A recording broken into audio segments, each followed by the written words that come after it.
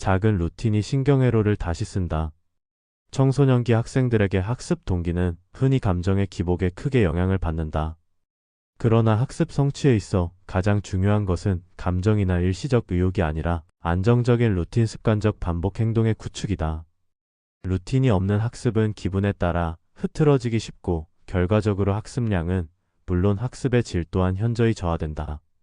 이는 단순한 심리적 문제를 넘어 신경과학적 관점에서도 설명된다. 최근 뇌과학 연구에 따르면 인간의 뇌는 반복적 행동을 통해 새로운 신경회로를 형성하고 강화한다. 이를 신경가소성이라 부른다. 습관적 루틴은 전두엽 프리프론털 코텍스의 실행 기능을 안정화시키고 도파민 시스템을 통해 기대감을 지속적으로 보상하면서 학습에 필요한 동기와 집중력을 강화한다. 따라서 학습을 위해서는 먼저 하루 속에 작은 성을 구축해야 한다. 처음부터 많은 시간을 할애하려는 시도는 실패할 확률이 높다. 오히려 작고 구체적인 약속, 예를 들면 저녁 식사 후 30분이 지난 뒤 30분간 학습한다는 식의 시간과 행동이 명확히 규정된 루틴을 설정하는 것이 바람직하다. 이 루틴은 요일에 관계없이 토요일과 일요일을 포함하여 일관되게 수행되어야 한다. 일주일간 꾸준히 유지될 경우 뇌는 이를 기대 가능한 패턴으로 인식하여 자동화된 반응을 생성하게 된다. 식사 후 30분이 지나면 자연스럽게 책상 앞에 앉게 되는 것이다.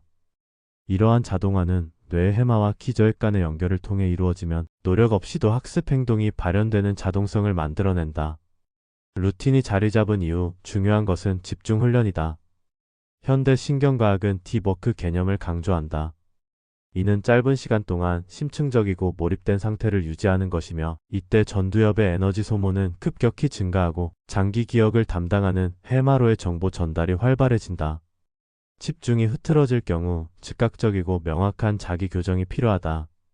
예를 들어 심리적 저항이 생길 때는 신체적 자극으로 허벅지를 좀 세게 두드리는 행위를 통해 주의를 다시 끌어올릴 수 있다. 또한 필요시 카페인 섭취나 간단한 심호흡을 통해 시상과 전두엽 간의 각성 수준을 높이는 것도 효과적이다.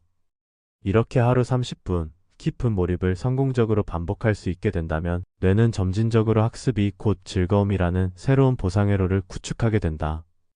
작은 습관 하나가 결국 전체 학습 태도와 성과를 변화시키는 것이다.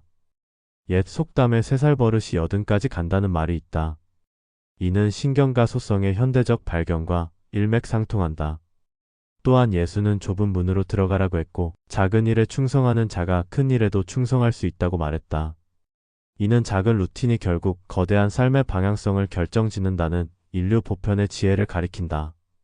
결국 하루 30분에 집중된 루틴은 단순한 공부 방법을 넘어 뇌의 구조를 바꾸고 삶의 궤도를 새롭게 설정하는 가장 작지만 강력한 시작점이다.